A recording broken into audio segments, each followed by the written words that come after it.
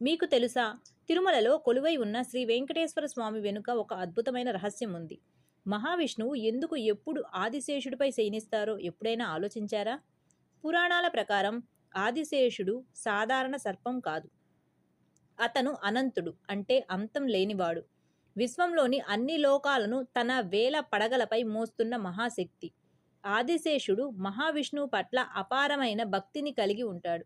అందుకే విష్ణుమూర్తి క్షీరసాగరంలో ఆదిశేషుడిపై విశ్రాంతి తీసుకుంటారు. ఇది భక్తి, సేవ, విశ్వాసానికి ప్రతీకగా భావించబడుతుంది. ఇంకా ఒక ఆశ్చర్యకరమైన విషయం ఏమిటంటే, తిరుమలలోని 7 కొండలను ఆదిశేషుడి 7 పడుగలుగా చెబుతారు. అందుకే తిరుమలను శేషాచలం అని కూడా పిలుస్తారు. మరో విశేషం, ఆదిశేషుడు భూమిపై 2 అవతారాలు ఎత్తాడని పురాణాలు చెబుతున్నాయి. రామాయణంలో లక్ష్మణుడిగా, మహాభారతంలో బలరాముడిగా జన్మించి శ్రీహరికి సేవ చేశాడు.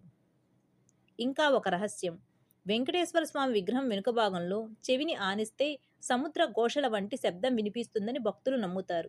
ఎందుకంటే స్వామివారు క్షీరసాగర నాథుడని విశ్వాసం.